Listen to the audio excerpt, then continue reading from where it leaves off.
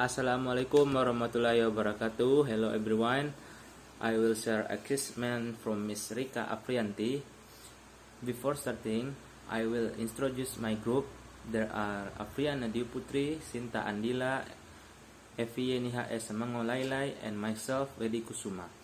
Okay, just the first material was just read by Sinta Andila. Okay, I'm Sinta Andila. I will explain about definition of approach. Approach is a set of assumptions dealing with the nature of language teaching and learning that serve as the source of practice and principle in language teaching. An approach is a way of looking at teaching and learning. An approach gives rise to method, the way of teaching something, which use classroom activities or techniques to help students learn. Maksudnya di sini, approach merupakan pendekatan atau asumsi tentang bagaimana sih pengajaran ini, atau approach dianggap juga sebagai prinsip dalam pengajaran bahasa yang memunculkan sebuah metode atau cara dalam mengajarkan sesuatu yang menggunakan kegiatan kelas atau teknik untuk membantu para pelajar dalam proses belajar. Hello, my name is Viviani and I will explain the material of method. Method is an overall plain full-day orderly presentation of language material, no part of which contradicts, and none of which is based upon the selected approach. An approach is axiomatic, a method is procedural. Method in language teaching, the first and the most traditional of the three is the structure view. The view that language is a system of structurally related elements for the coding of meaning. The target of language learning is seen to be mastery of elements of this system, which are generally defined in terms of phonological unit, grammatic unit. That's all for me. Thank you. Okay, my name is Wedi Kusuma. I will reading technique. For method learning, method is translated into learning technique and a style through learning technique and can be considered as way that a person does in implementing a specific method.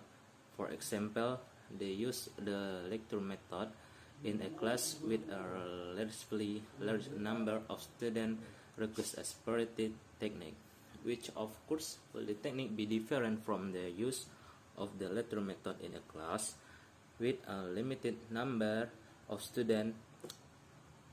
Likewise, by using the discussion method in the necessary to use different technique in classes where students are qualified as activity with classes where students are qualified as specified. In the case, the teacher can change technique even though they are within the corridor of the same method. Thank you. Bismillahirrahmanirrahim. Assalamualaikum warahmatullahi wabarakatuh. Hello everyone, it's Priyan Dwi Putri. My student ID number is 19040005. Well, in this time I'm going to tell about the relationship of approach, method, and technique. Well, the first is about approach. What is approach? Approach is a very general and can implemented on learning process. Why? Because approach is still an assumption, a theory, and a paradigm. Jadi yang pertama ini adalah tentang approach atau pendekatan. Approach ini adalah sebuah istilah yang masih sangat luas karena dan approach masih belum bisa diimplementasikan ke dalam proses belajar mengajar. Mengapa? Karena approach ini hanya sebuah asumsi, teori, dan paradigma. Before teacher implementing a method of learning, they should to know the assumption, theory, and direction of learning. Jadi bagi seorang pengajar, sebelum melakukan proses belajar mengajar, mereka harus mengetahui asumsi, teori, dan arah mereka untuk melakukan sebuah proses belajar mengajar. Or in politic term, approach is an ideology and method is an political party. Jadi jika di dalam sebuah dalam dunia politik, approach ini merupakan sebuah ideologi dan method ini partai politiknya.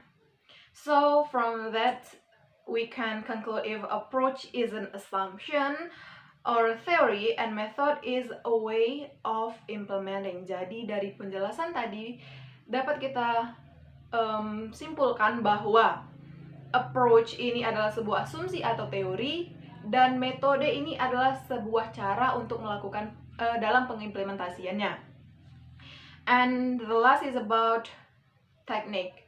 Descendant of the method is technique. Jadi teknik ini merupakan turunan dari method.